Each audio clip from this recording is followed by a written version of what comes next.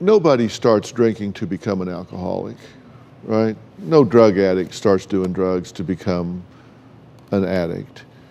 And I've put together some of the things that have happened because you had a lot of traumatic events in your life, right? Yes.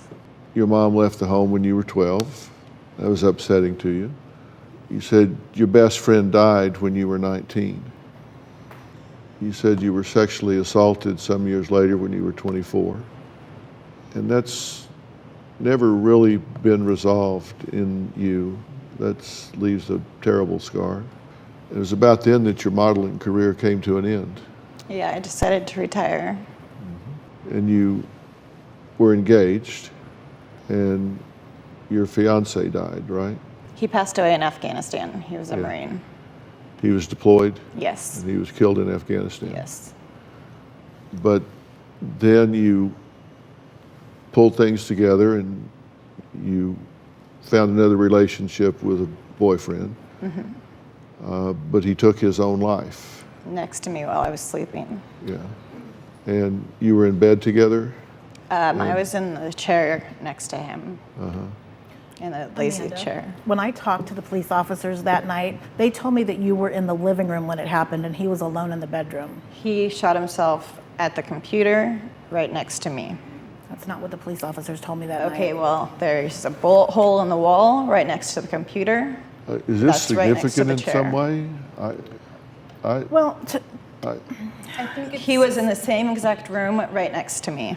I think it's significant in a way that I do feel like my sister has a tendency to kind of exaggerate a story a little bit to kind of, I don't know, maybe to victimize herself a little bit more. I was right next to him. I don't want to dispute the fact that these things happen and that she's hurt about it, but I do feel like in order for her to ever recover from it, she has to look at it from a very honest perspective. You've never woken up to a gunshot and looked over and saw blood all over the wall. I understand and a bullet that, hole but in the wall, and someone I guess toppled what over. I'm disputing is that I don't think that he was technically your boyfriend.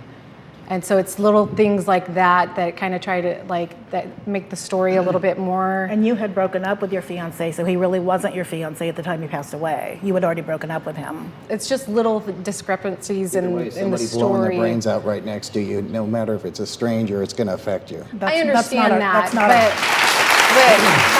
that's not my issue. It's more about, I feel like in order to fully recover from it, I just feel like it has to come from a very honest place, because you look at that list and you think, oh, well, geez, no wonder she drinks, you know? But that doesn't get down to the very root of those problems. Well, you don't think that I loved him still? I'm not and disputing that we were that. resolving I'm not things? disputing that at all. I do. I absolutely Yeah. loved him. I'm not denying that. Well, you know, I don't know whether he was in the chair next to her or whether he was a casual acquaintance or whether he wasn't, but I think it's an absolute insult to trivialize any of those things. That's not my goal. I don't know what the hell you're talking about, but I think it's an insult to trivialize any of those things, I do whether it's your too. mother leaving or whatever. I don't know what you're talking about.